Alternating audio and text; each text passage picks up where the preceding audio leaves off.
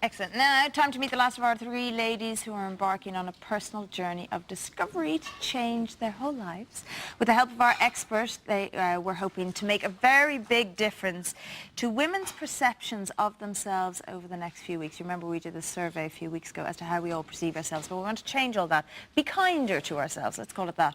Our third volunteer for the emotional makeover is Tammy Julie McGurk. Here is her story.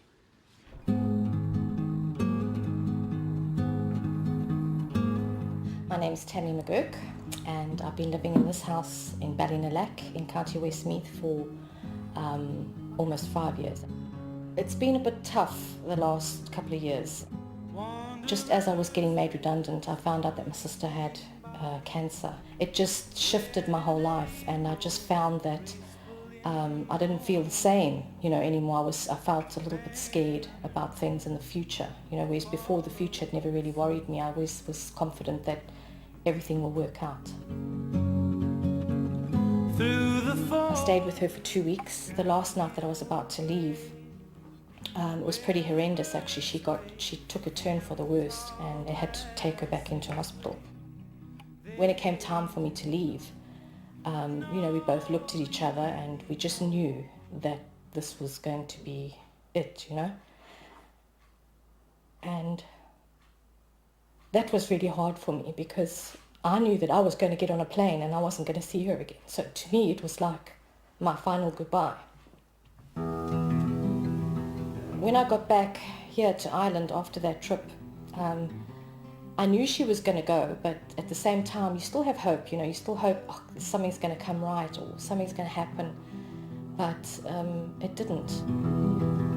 We were told in May that she had cancer, and in August she died, the 19th of August. So it was that quick, and I haven't been the same since. I'm still the same person. I'm very bubbly, and I love people, and I love talking, and I enjoy life, to the best of my ability, but there's just something that feels missing to me, like the lack of a job, my parents dying, my sister dying.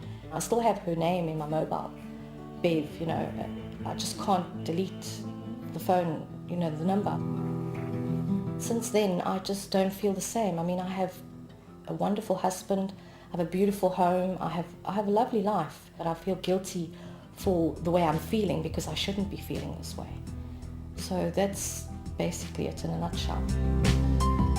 I think the most important thing now for me is that I need to find a way of getting myself out of this rut that I found myself in.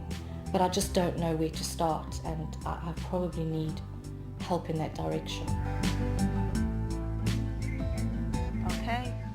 We want to welcome Tammy to the couch here, and of course Brian's here. Interesting, because we've been talking about confidence all day. We've been talking about looking in the mirror and not liking what you see, or the way we, negatively talk to ourselves.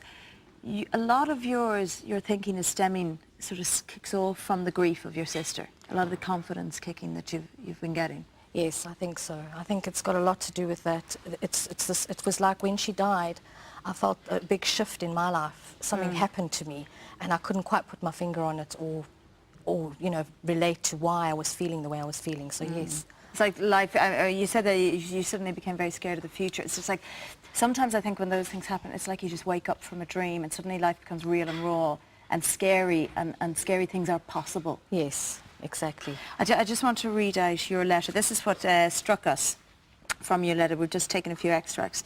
You say, and you mentioned briefly, that you always manage to come across as confident. I think so many people relate to this. But this is my secret weapon and only hides away what I really feel. So you put that on the outside. And you're turning 50 this December. Can I say you look absolutely amazing? Thank you. And you feel that even the confidence that you had, that is just evaporating. Yes, I do. I feel, I know that 50 is just a number, but I think what I'm looking at is, because my sister died only at 52, I'm trying to establish, am I going out, or am I coming in? Turning at the age of 50, with me turning 50, am I going out now or am I just coming in? Is it a new page?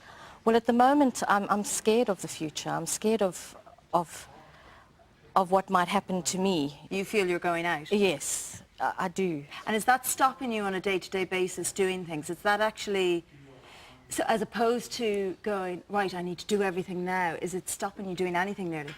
Yes, it's kind of like just put me on hold. And when I'm at home, I'm afraid when somebody rings the doorbell, I don't really want to even go and open the door and welcome somebody in, because I have all these emotions going on, you know, and it's just hard for me.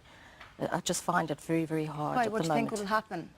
I'm sure nothing's going to happen, but I think it's just easier for me to shut myself off. Okay. I think that's what I've done. I think I just shut down when she died, and I think that's where I'm at, and I'm trying to get past that. Okay, you're still going through the grieving process, and now Yes. you're sort of going, okay, am I going to survive this or not? I think so, yeah. Okay. Yeah. Brian? Okay, basically a number of things have happened to Tammy, and it's kind of like she's been hit from all sides, to put it mildly. You know, her children are in South Africa, basically, so she's got that thing going on, which is hugely traumatic. Her sister passed into spirit recently, and she's looking at exactly where she's at, basically in terms of her life now, and she lost her job as well. So literally she's had a battering, yeah? Now, the strongest person in the world, which I know there's a very strong lady in there, but basically the strongest person in the world sometimes just needs, hold on, I just need a little bit of help with this one, because this is a tough one. So what we need to do for Tammy is to get her to get through the grief process. It's time. It's 2 years has passed, so it's time for her to be able to move on, and she feels it's time to be able to move on and move through, but to do it in a respectful way. So we're going to do some very special work around that, so she can close some things inside her mind, so she can actually integrate it and move on in a very respectful way to her sister, and in a very respectful way to herself, so she can tap into her own power again, and really become the person who she truly is. Yeah. To be able to become sort of alive and vibrant, you can see that's in her, basically, but the thing about it is she needs to get that focus back on again, that, you know, this thing is saying 50 is only a number, and then saying, well, am I going out? It's a very traumatic thing. The bottom line is that what we want to do is to get her to see that this is another shot. This is another avenue. This is the crest of a new dimension, a new way of starting in true life, and being able to do that much, much stronger, which she's quite capable of doing. But it just needs a little bit of help right now. That's all that is. And you can see in her that she has that capacity. She has that ability in her.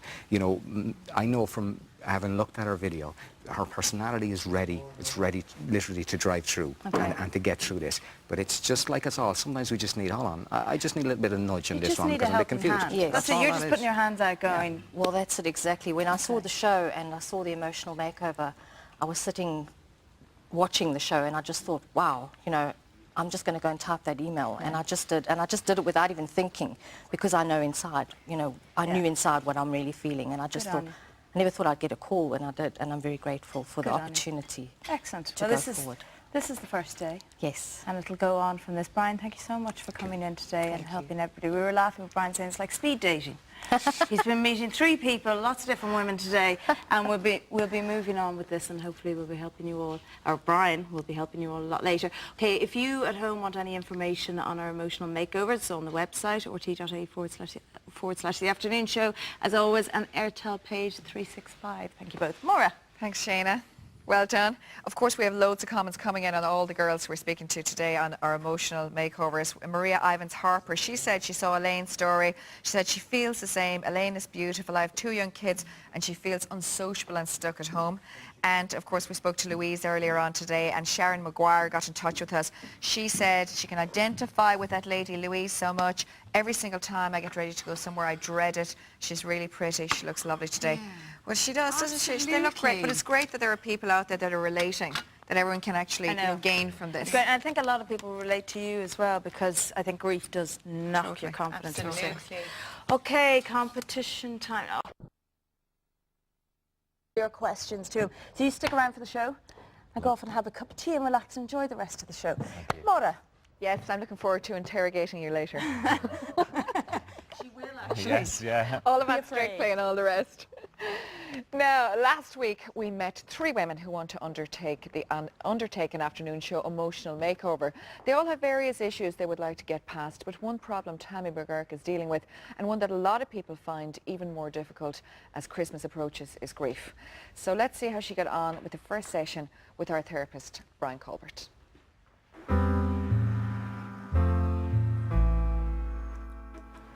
Well, I'm coming to meet Brian, who's the life coach that's going to be helping me.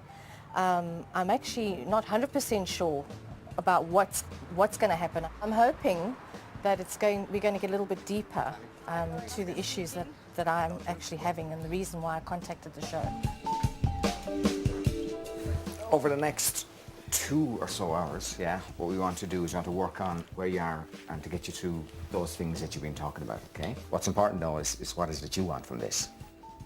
Well, basically I do want to cover the grief issues as we've spoken about, and the weight issues, the self-loathing that I have. I'm trying to get past that as well. I want to take her through, first of all, the grieving process. That's the one thing that's in her way. That's the first thing I want to do. I also want to address her issue with eating. I want to change that as well, change some things around that.